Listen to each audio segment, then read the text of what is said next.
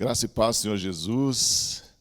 Muito bom estar com vocês aqui nessa tarde de sexta-feira. É uma alegria muito grande podermos compartilharmos juntos a palavra do Senhor nessa data tão importante, para o cristianismo, onde nós celebramos a morte e a ressurreição de Jesus Cristo. E hoje nós vamos compartilhar aqui um texto da palavra de Deus que vai nos levar a algumas reflexões, algumas lições, e eu quero convidar você para estar comigo nesse momento aqui, nesses minutos que estaremos juntos. Eu sou o pastor Joel, da Igreja Presbiteriana da Graça. Estamos aqui a convite do reverendo Eduardo. Uma alegria muito grande poder participar com você, meu irmão, minha irmã, dessa celebração, dessa festa, dessa celebração da vida de Jesus no nosso coração. Vamos orar primeiramente. Eu gostaria que você fechasse seus olhos, onde você está, e você orasse comigo nessa tarde, pedindo ao Senhor que, de fato, aplique essa palavra no seu coração.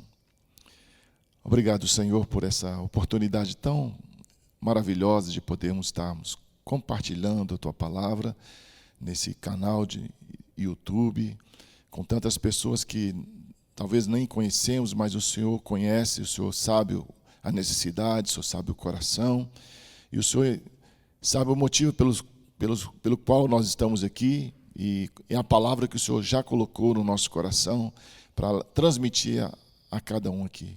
Por isso nós pedimos, Senhor, em nome de Jesus, que Teu Espírito, que é onipresente, é onisciente, é onipotente, possa estar agora indo ao coração, ao encontro de cada um que está nos assistindo nesse momento, para que a Tua palavra possa produzir aquilo que ela propõe, Senhor, que é transformar vidas, é trazer salvação, porque ela é o poder do Senhor, ó Deus, nós cremos assim.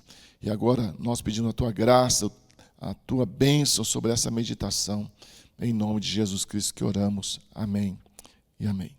Quero convidar você para abrir sua Bíblia em Mateus capítulo 27, nós vamos ler essa porção do Evangelho, o Evangelho de Mateus capítulo 27, a partir do versículo 31, onde a palavra do Senhor diz assim: depois de o terem escarnecido, despiram-lhe o manto e o vestiram com as suas próprias vestes. Em seguida o levaram para ser crucificado. Ao saírem, encontraram um sirineu chamado Simão, a quem obrigaram a carregar-lhe a cruz. E chegando a um lugar chamado Gólgota, que significa lugar da caveira, deram-lhe a beber vinho com fel, mas ele, provando-o, não quis beber. Depois de o crucificarem, repartiram-lhe entre si as suas vestes, tirando a sorte. E assentado ali, o guardavam. Por cima da sua cabeça puseram escrita a sua acusação: este é Jesus, o Rei dos Judeus. E foram crucificados com ele 2 ladrões, um à sua direita e o outro à sua esquerda. Os que iam passando blasfemavam dele, meneando a cabeça e dizendo: ó tu que destróis o santuário e em 3 dias o reedificas, salva-te a ti mesmo, se és filho de Deus, e desce da cruz. De igual modo, os principais sacerdotes com os escribas e anciãos, escarnecendo, diziam: salvou os outros, a si mesmo não pode salvar-se. É rei de Israel, desça da cruz e creremos nele. Confiou em Deus, pois venha livrá-lo agora, se de fato lhe quer bem, porque disse: sou filho de Deus. E os mesmos impropérios lhe diziam também os ladrões que haviam sido crucificados com ele. Desta hora sexta até a hora 9, houve trevas sobre toda a terra. Por volta da hora 9, clamou Jesus em alta voz, dizendo: Eli, Eli, lama sabachthani. O que quer dizer? Deus meu, por que me desamparastes? E alguns que estavam ali ouvindo isto, diziam: ele chama por Elias. E logo um deles correu a buscar uma esponja, e tendo bebido de vinagre, colocando na ponta de um caniço, deu-lhe a beber. Os outros, porém, diziam: deixa, vejamos se Elias vem salvá-lo. E Jesus, clamando outra vez com grande voz, entregou o Espírito. E eis que o véu do santuário se rasgou em duas partes, de alto a baixo.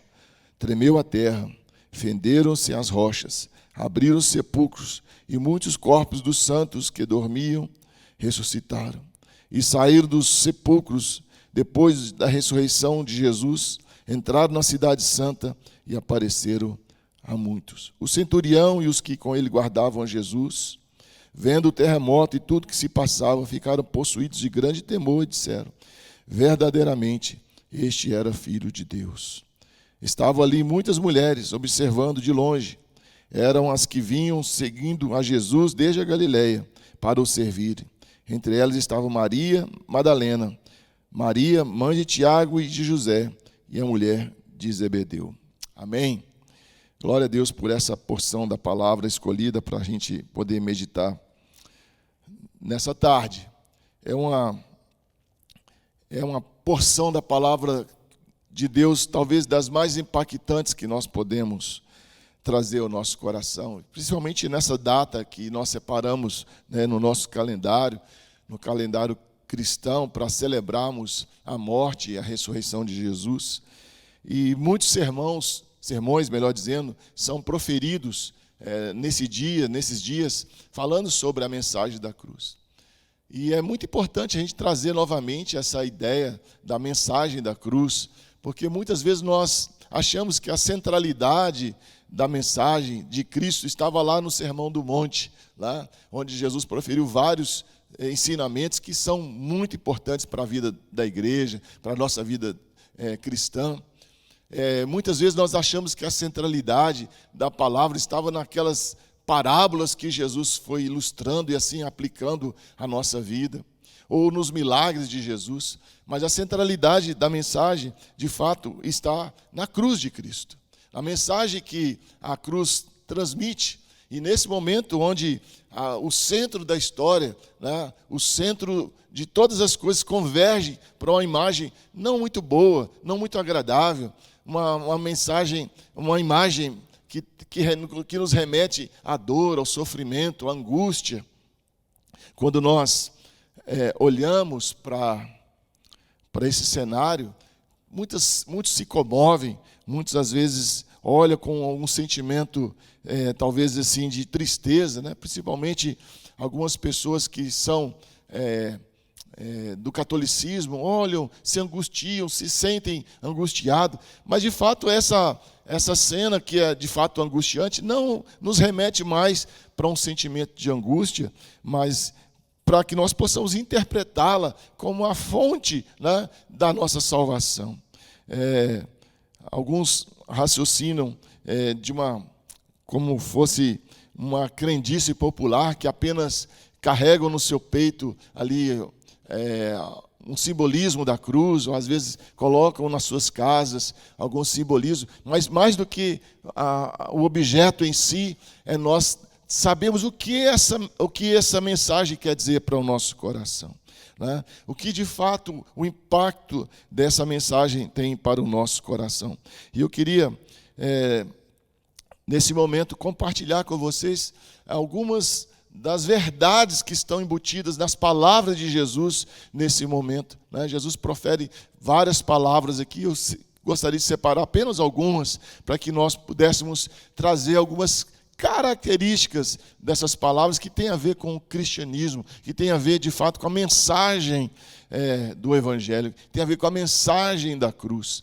E essa primeira palavra, né, ou essa primeira mensagem que Jesus traz aqui nesse momento, está justamente lá no Evangelho de Lucas. Eu queria só fazer um texto paralelo, né, porque quando a gente leu esse texto de Mateus, ele traz justamente algo muito importante para o nosso coração, que é a respeito da morte cruel de Jesus. Mas lá no capítulo 23 de Lucas, o evangelista Lucas também traz algumas verdades.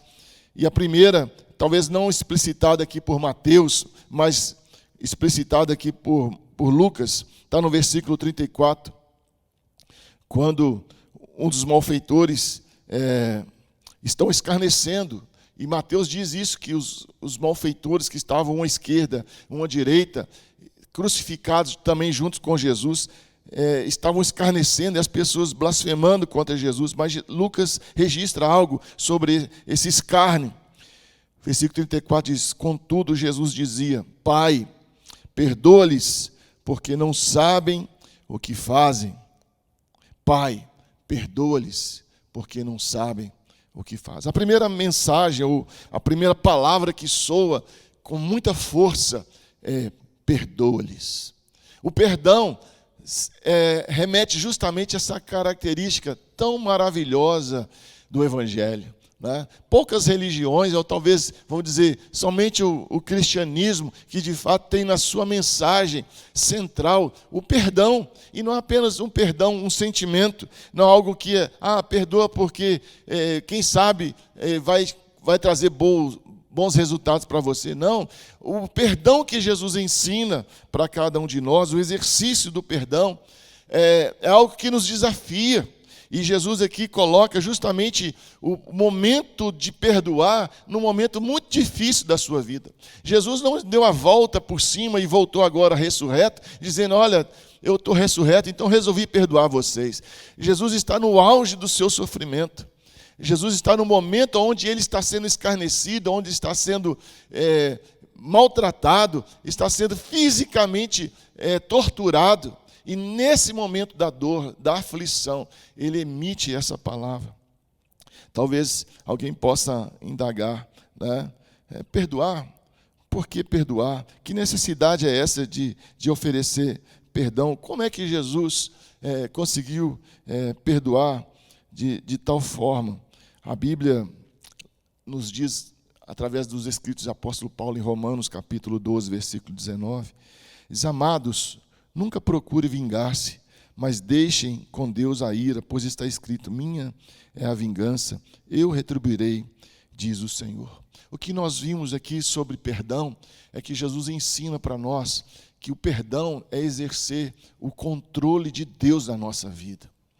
É nós entendermos de fato que naquele momento nós não podemos perder o controle da situação. É uma situação de máximo estresse, de máximo sofrimento, e Jesus demonstra aqui um controle. Quantas vezes nós perdemos o controle da nossa vida em momentos que de fato estamos sofrendo, de fato estamos passando por angústia, por sofrimento, e muitas vezes o que passa pelo nosso coração nessa hora é a vingança. O que passa no nosso coração é esperar que, de fato, os nossos inimigos sejam vingados, ou aquela situação que está nos atribulando possa, de fato, ser rechaçada. Mas Jesus dá uma resposta à nossa inquietação. Jesus diz: Pai, perdoa-lhes, porque não sabem o que fazem. E é interessante o fato de Jesus colocar justamente esse não sabem o que fazem, porque se existe algo que o Senhor considera imperdoável, é a blasfêmia. A blasfêmia contra a obra de Deus, contra o Espírito Santo de Deus, é um pecado imperdoável, diz as Escrituras. Mas Jesus aqui olha com um olhar, não querendo mudar o decreto de Deus, a vontade de Deus, mas dizendo que, de fato, aquelas pessoas não tinham noção do que estavam fazendo. A palavra do Senhor diz que Deus não leva em consideração o tempo da ignorância. Mas nós que já temos entendimento agora do que é a presença, de quem é Cristo, a presença de Deus, nós não podemos agir como esses ímpios. A palavra do Senhor nos ensina que nós devemos, de fato, não só carregar essa imagem da cruz, mas também carregar essa característica do próprio Cristo, de perdoar. Perdoar é justamente não carregar no nosso coração nada que possa servir como instrumento de vingança. É quando nós, de fato, entendemos que a centralidade do Evangelho está em comunicar aquilo que Cristo fez por nós. Efésios capítulo 2 diz que nós estávamos mortos nos nossos delitos e pecados, mas Deus, sendo rico nos deu vida juntamente com Cristo. E essa primeira mensagem, primeira palavra tão maravilhosa, né? E tantas pessoas estão hoje vivendo vidas tão amarguradas, tão frustradas pela falta do perdão, porque carrega ainda um sentimento de ódio, de vingança, de amargura. E Jesus ali, com o seu corpo já todo dilacerado e ainda sendo escarnecido por homens que estavam ao seu lado, né? Inclusive um dos ladrões que vai receber uma palavra maravilhosa de Jesus, ele também escarnecia Jesus. Aqueles que passaram, os fariseus, e Jesus ali, tendo o poder até de tomar outra resolução, mas ele disse, perdoa-lhes, perdoa-lhes. Isso nos mostra que o julgamento vem de Deus, né? A cruz é essa ponte do amor. A cruz é essa mediação que Jesus faz conosco e Deus. Deus é amor. E Ele demonstra agora que, de fato, nós devemos exercer esse amor, né? Essa palavra de amor nesse momento. Perdão, perdão. E eu quero deixar essa palavra com você, a primeira palavra de Jesus, como uma característica na sua casa, na sua família. Não deixe de perdoar. Não deixe de perdoar. Pastor, mas essa situação foi muito grave. Sim, mais grave do que Cristo foi acusado inocentemente. Mais grave do que levar sobre si todas as nossas falhas, os nossos erros, as nossas iniquidades, mesmo ele não tendo pecado algum, mas mesmo assim ele diz, Pai, perdoa-lhes. A segunda palavra que nós podemos olhar aqui, está ainda em Lucas, no versículo 43, quando Jesus disse para aquele ladrão, e acrescentou Jesus, lembra-te de mim quando vieres no teu reino. Jesus lhe respondeu, em verdade te digo que hoje estarás comigo no paraíso. Eu gosto muito dessa expressão porque ela remete ao lado imediato do reino. A forma tão eficaz da salvação. Ela remete para nós a nossa insuficiência de nós mesmos salvarmos a nós mesmos e mostra a eficiência do poder de Cristo no momento onde aquele homem não podia fazer nada para se salvar, a não ser declarar a sua fé. E quando Jesus diz, hoje estarás comigo no paraíso, justamente uma confirmação da fé. A fé que o Senhor tem para cada um de nós é uma fé para hoje. A fé não é futura. A fé não é para que daqui a alguns anos eu possa, quando estiver mais velho, ou quando estiver doente, ou estiver no leito de hospital, eu possa dizer, agora eu preciso da fé. A fé é nesse momento imediato. E Jesus aqui mostra justamente que aquele homem que estava ali com seus pés pregados igual de Jesus, com suas mãos pregadas iguais a de Jesus, aquele homem que já estava com o seu corpo também dilacerado, esmagado pela posição tão horrível de ser sacrificado na cruz. Aquele homem estava ali despido como Jesus, aquele homem estava envergonhado, não tinha nenhum mérito nele, pelo contrário, há poucos minutos também ele era um do que escarnecia, mas naquele momento que ele escuta a mensagem de Jesus, Pai, perdoa-lhes, porque não sabe o que fazem, aquele coração daquele homem recebe o dom da fé. Aquele momento que ele não tem como descer daquela cruz, Jesus então disse para ele, hoje estarás comigo. Jesus não disse, hoje você vai descer daí e vai ter uma nova vida. Não foi isso. Jesus disse, hoje você vai estar comigo no paraíso. A situação daquele ladrão, daquele malfeitor, nos mostra justamente a nossa própria situação. Porque muitas vezes nós achamos que nós temos algum mérito, nós achamos que os nossos feitos vão nos levar à salvação. A palavra do Senhor diz em Efésios também que não foi por obras que nós somos salvos, mas justamente pela sua graça, a sua rica e maravilhosa graça. E essa afirmação de Jesus nos mostra muito bem que a nossa habilidade, né, que os nossos talentos, que a nossa honestidade nos coloca na mesma situação desse malfeitor. Nós estamos com os pés e com as mãos pregados e carecemos da misericórdia de Deus. Carecemos que o Senhor coloque fé no nosso coração. Hoje mesmo, e eu quero dizer para você, essa palavra do Senhor, em verdade te digo que hoje estarás comigo no paraíso. Muitos ficam focados no paraíso, mas Jesus está dizendo, estarás comigo. É a presença de Jesus, é o mais importante. O paraíso, sim, todos nós queremos desfrutar desse lugar, mas o mais importante é que Jesus quer colocar no nosso coração a certeza que nós estaremos com Ele. E aonde Jesus está, esse é o paraíso. Esse é o lugar maravilhoso. E hoje, Jesus está dizendo para você onde você está. Eu quero estar com você. Hoje você estará comigo. Por isso você está ouvindo essa palavra nessa tarde. Por isso o Senhor está falando com você. Para que você creia. A palavra do Senhor diz em Romanos capítulo 10 que a fé vem pelo ouvir. E ouvir a palavra de Deus.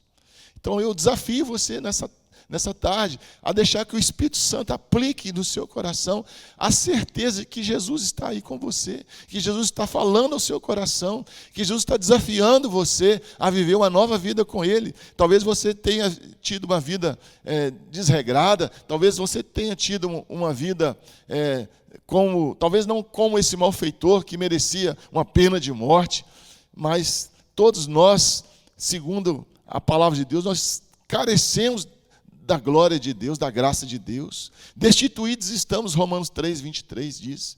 Porque, de fato, somos pecadores, somos miseráveis e precisamos da graça de Deus. Quando nós, então, olhamos essa palavra ao ladrão, ali na cruz, mostra que a sua fé mudou a sua atitude. O fato da fé entrar naquele coração, ele não tinha mais tempo para demonstrar, andando ali pelas ruas de Jerusalém, pela Palestina, que ele realmente mudou. Mas Jesus identificou a autenticidade na fé. Jesus diz, Pai, perdoa-lhes, e ele entendeu o perdão. Ele creu, ele acreditou antes que as trevas se apossassem, antes que o pavor se apossasse. Ele creu, ele acreditou antes mesmo de que Jesus dissesse, está consumado. Ele acreditou. Ele não viu Jesus andando sobre as águas. Ele não viu Jesus dando vista aos cegos. Ele não viu Jesus multiplicando os pães e os peixes. Ele não viu Jesus ali ressuscitando aquela criança. Ele não viu Jesus no templo exortando os fariseus. Mas agora ele viu o perdão. Ele viu Jesus rogando, Pai, perdoa-lhes. E ele creu. Nós não precisamos olhar e ver tantas coisas, porque Jesus diz, bem-aventurado. Ele disse isso para Tomé. Bem-aventurado os que não viram e creram. E hoje o desafio não é você apenas ver a imagem ensanguentada de Jesus. O desafio não é você ver, olhar algum milagre, ou participar de algum milagre para saber se Jesus está vivo ou não. Pelo contrário, Ele está vivo, à destra do Pai, e Ele quer que você creia. Assim como esse ladrão não teve tanta oportunidade, mas ele creu. Ele creu. O que estava ao lado dele continuou na blasfêmia. Não creu, continuou incrédulo. Isso nos mostra claramente que a fé é uma decisão corajosa. A fé é algo que o Senhor coloca no nosso coração, mas o inferno é um lugar de gente covarde. É um lugar de gente que, de fato, não crê na palavra de Deus. Em Cristo, o ladrão da cruz viu que o seu sofrimento era suportável, mas o inferno seria um lugar insuportável. Insuportável. Hoje, talvez a angústia, o sofrimento que possamos passar nem se compara à angústia, às dores, ao ranger dos dentes do inferno. Por isso Jesus veio até esse mundo para nos livrar do escrito de dívida que era contra nós. A mensagem da cruz nos diz sobre o perdão. A mensagem da cruz nos diz sobre a fé. E a mensagem da cruz também nos diz sobre a resiliência, né? O silêncio de Deus. A resiliência. Nós vamos voltar lá em Mateus capítulo 27, no versículo 46. Diz: por volta da hora nona, clamou Jesus em alta voz: Eli, Eli, sabatano. Que quer dizer: Deus meu, por que me desamparastes? Jesus estava rodeado de pessoas. Jesus estava rodeado de pessoas que ele amava um pouco mais distante. Jesus estava rodeado de pessoas não muito gratas, de homens maus. Mas naquele momento ele sentiu a ausência de Deus. Ele sentiu o que o pecado faz quando nós estamos nos afastando de Deus. Isaías 59 diz que, versículo 2, que as vossas iniquidades fazem separação entre vós e vosso Deus. E Jesus naquele momento sentiu o peso do que é uma humanidade sem Deus. O peso que é a humanidade longe da presença de Deus. O peso que é, de fato, o abandono.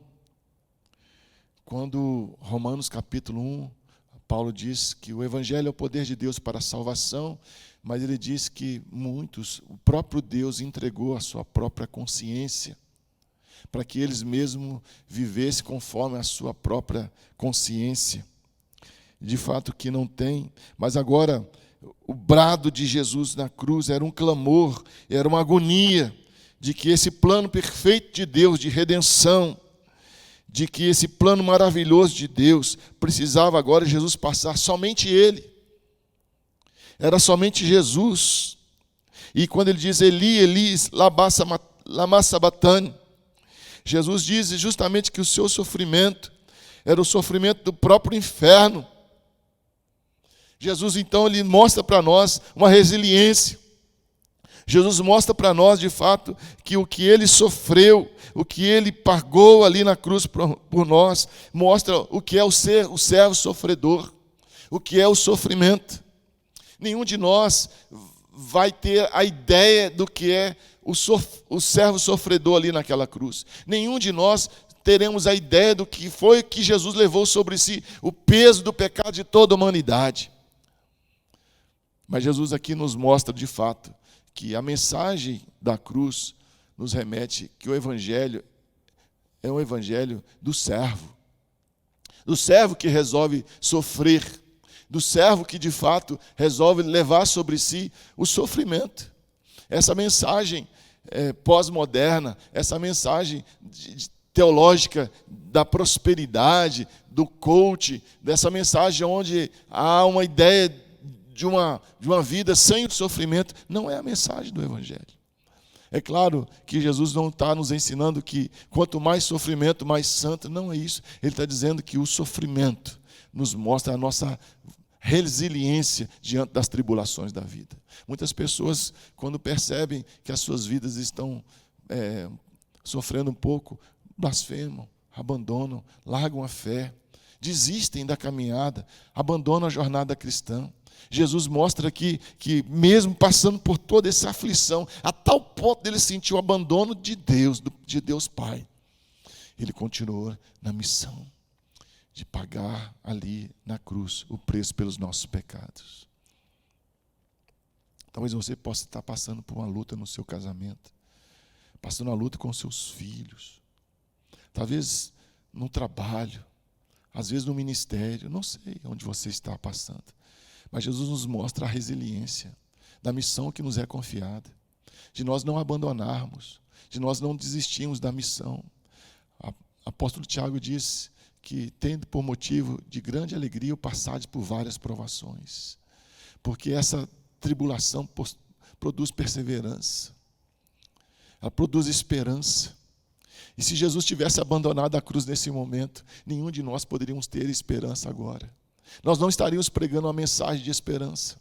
Por isso eu quero encorajar o seu coração, que você que está passando por uma luta, por uma tribulação, por um momento muito difícil, resista, continue firme. Esse Jesus que pagou o preço na cruz por você, está dizendo para você: eu estou com vocês todos os dias até a consumação dos séculos. Jesus não vai dizer que vai tirar de nós todo o sofrimento. Ele disse: no mundo passareis por aflições, mas tem de bom ânimo. Eu quero dizer para você nessa tarde: tem bom ânimo em nome de Jesus, porque Jesus, mesmo passando por um momento de desespero, ele continuou firme no seu propósito. Nós somos salvos pela rejeição de Jesus.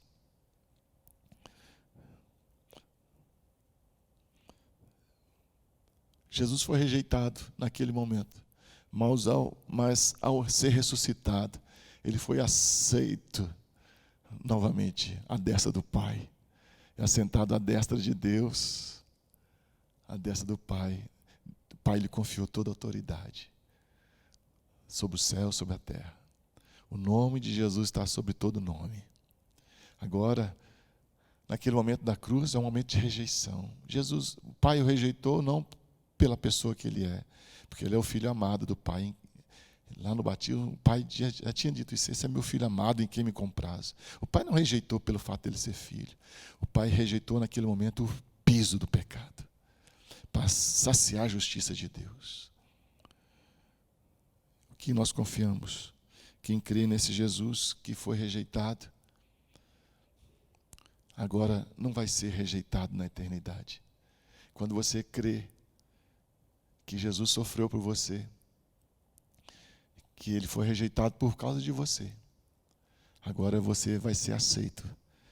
Jesus disse: na casa do meu Pai há muitas moradas, vou preparar-vos lugar.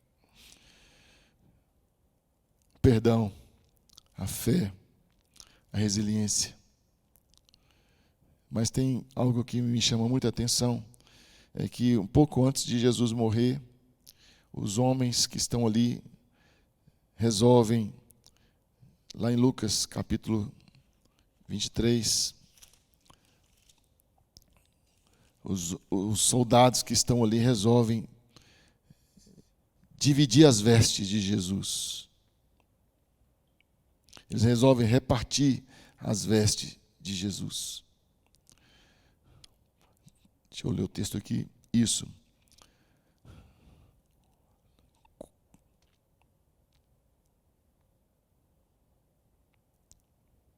O povo estava ali, as autoridades observando, as autoridades, versículo 35, zombavam, dizendo: salva a si mesmo, se de fato o Cristo, o escolhido. Né? As multidões que estavam reunidas ali, todas, né? Diz o versículo 49, desconhecido entre as mulheres que tinham seguido Jesus, permanecia a contemplar de longe. Eles estavam olhando, não se atreviam a chegar, enquanto os que estavam ali tentavam dividir as vestes de Jesus, né, com os que estavam ali. O costume era rasgar as vestes de Jesus, dos malfeitores, mas as vestes de Jesus não foram rasgadas. É interessante isso. Elas foram repartidas. No capítulo, lá em João, capítulo 19, João vai registrar bem isso, e é interessante que é João quem registra isso, capítulo 19, versículo 26.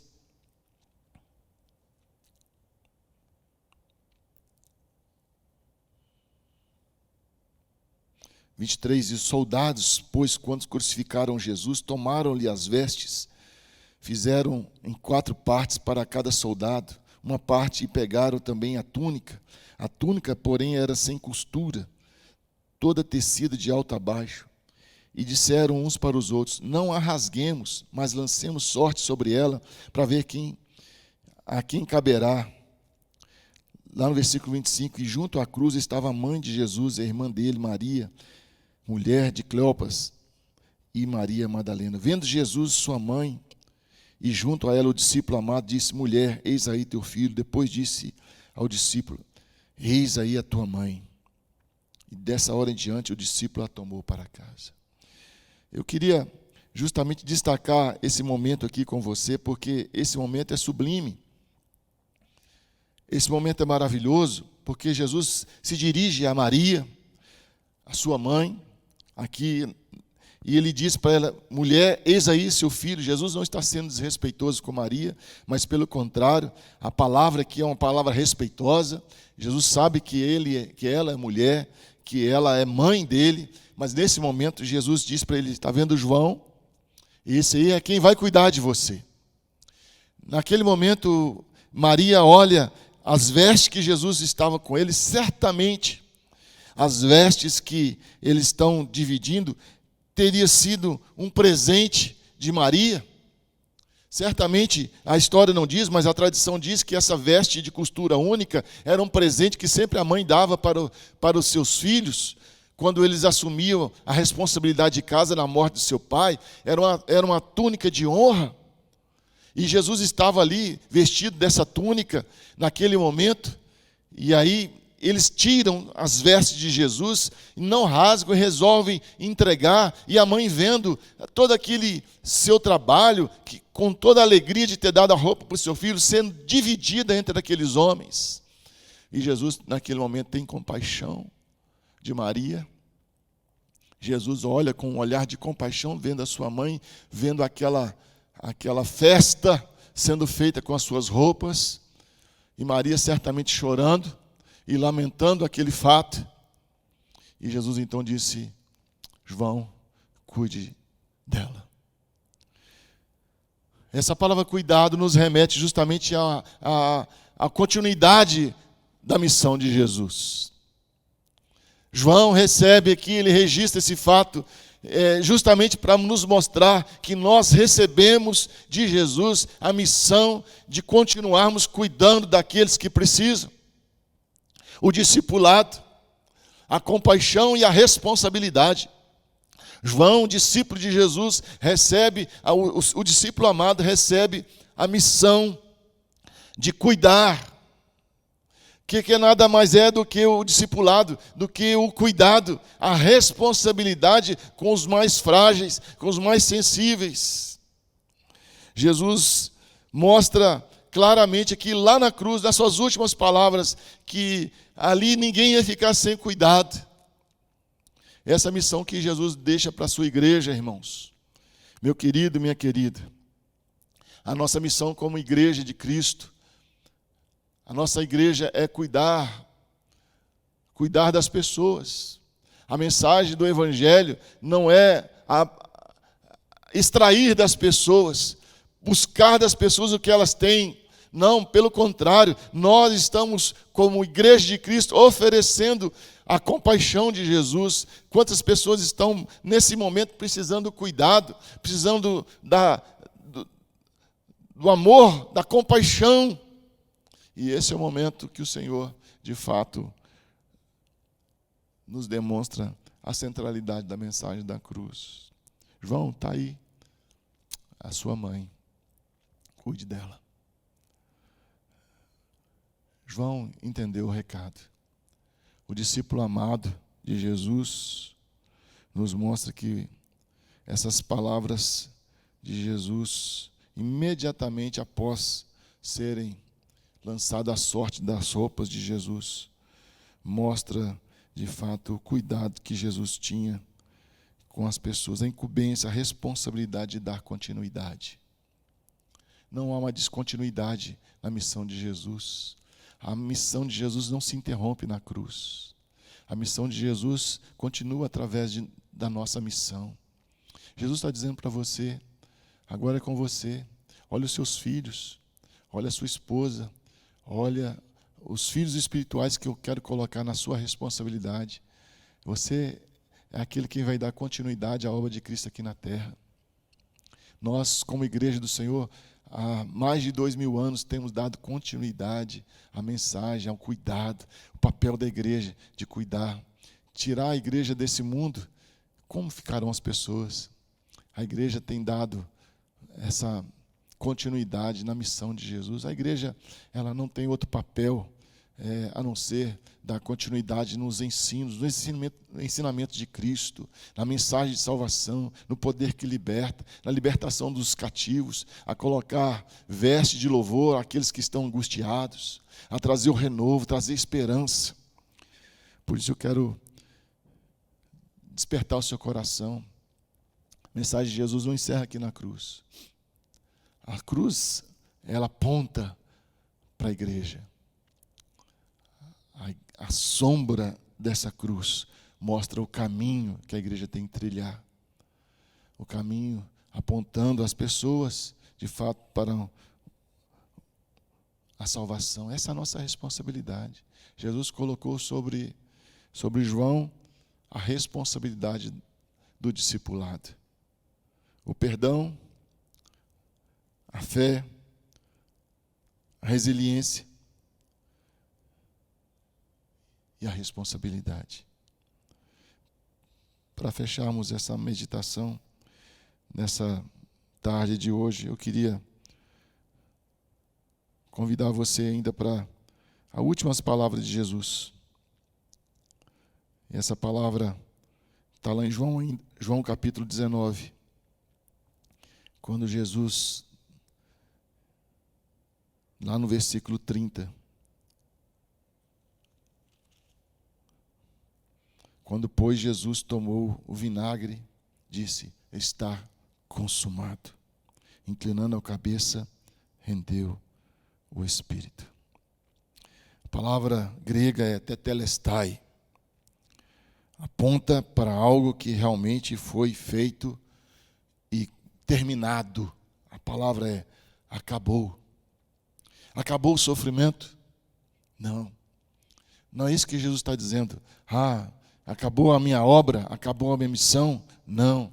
Jesus está dizendo que aquilo que estava preparado, programado, aquilo que estava planejado, foi de fato executado.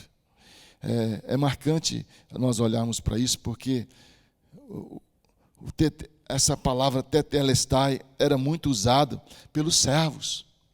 Os servos, quando recebiam uma missão do seu senhor, e depois que eles terminavam de cumprir a sua missão, eles viravam para o seu senhor e diziam: tetelestai. Dizendo para o seu senhor: olha, a missão que o senhor me confiou, ela está consumada. Os sacerdotes, quando terminavam os sacrifícios, quando faziam oferta ali pelos pecados, depois que eles terminavam de fazer aquela oferta, eles diziam: tetelestai, está pronto, o seu sacrifício aqui está concluído. Os artistas, quando terminavam a sua obra ali de escultura, eles diziam: tetelestai, está pronto, pode ser admirado. Da mesma forma, Jesus usa essa palavra para dizer para nós: o meu plano para alcançar você, para perdoar os seus pecados, está pronto, preparado, confirmado, executado. Então Jesus entregou o seu Espírito. A palavra da mensagem de Jesus aqui é justamente isso. A boa obra que Ele começou em nós, há de completá-la. A boa obra que Ele começou, Ele não vai abandonar no caminho. Nós vivemos um país com muitas obras interminadas, obras que são abandonadas pelos políticos no meio do caminho, muitos projetos de pessoas, muitos projetos pessoais que pessoas começam, fazem propaganda e abandonam, projetos de vida, projetos de casamento, projetos ministeriais, abandonam. Mas hoje Jesus está dizendo para nós: tetelestai, está consumado. Jesus nos convida a levar a seriedade da nossa missão até o fim, a concluirmos a obra que Ele nos confiou. O apóstolo Paulo entendeu muito bem disso e disse: combati o bom combate, completei a carreira e guardei a fé. Esse é o convite que o Senhor nos faz nessa tarde de hoje. O Evangelho não nos deixa no metade do caminho. O Evangelho não nos abandona no meio da jornada. O Evangelho é o Evangelho que nos leva até os céus. A palavra de Jesus é uma palavra que nos remete até a presença do Pai. O Senhor não nos chama para ficarmos no meio do caminho abandonados como alguém que caiu de uma mudança. Não, pelo contrário. Ele disse: eis que estarei convosco todos os dias. O Senhor não só confirma a obra, mas está ao nosso lado, nos auxiliando. Ele disse: eu vou enviar o Consolador, ele disse, Paulo diz que o Espírito nos assiste na nossa fraqueza, até na nossa oração. Ele nos deu dons, Ele nos deu todos os equipamentos e ferramentas para que nós pudéssemos completar essa obra e chegarmos na presença do Senhor e receber. Sede benditos do meu Pai, foste fiel no pouco, sobre o muito te colocarei. O Senhor foi exaltado. Filipenses capítulo 2, versículos 5 a 11, diz que ele foi humilhado como servo, não abriu a boca, mas o Senhor lhe deu um nome que está acima de todo nome. Tetelestai. Está consumado. E nós queremos concluir essa mensagem justamente fazendo esse apelo para você. Você não recebeu a Jesus, você está andando no meio do caminho, você está ainda no início de uma jornada. Hoje eu convido você a abrir seu coração para a obra que o Senhor tem para você. Essa obra, Ele quer começar e completar na sua vida. Ela começa com o perdão dos seus pecados. Ela começa quando você reconhece que você é um pecador. Começa quando você reconhece que só Jesus pode perdoar. E diz, Pai, perdoa-lhes, porque não sabe o que fazem. Essa palavra é uma palavra de fé. Se você crê como o ladrão ali na cruz, que mesmo sem oportunidade alguma de demonstrar, mas ele creu, ela vai alcançar o seu coração.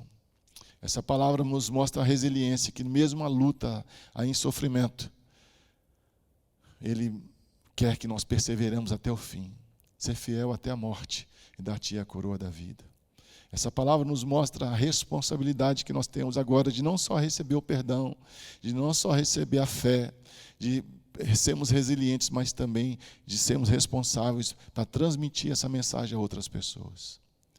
A dar continuidade à missão de Jesus. Jesus disse, fazei discípulos de todas as nações, batizando-os em nome do Pai, do Filho e do Espírito, ensinando-os a guardar tudo que vos tem ordenado. Essa é a nossa missão. E ele diz, tetelestai, está consumada. A boa obra que ele começou há de completá-la. Que você possa dizer, combati o bom combate, completei a carreira, guardei a fé. Que você possa dizer, tetelestai. Que você possa afirmar, de fato, que o Senhor, de fato, te deu condições de você completar a sua missão.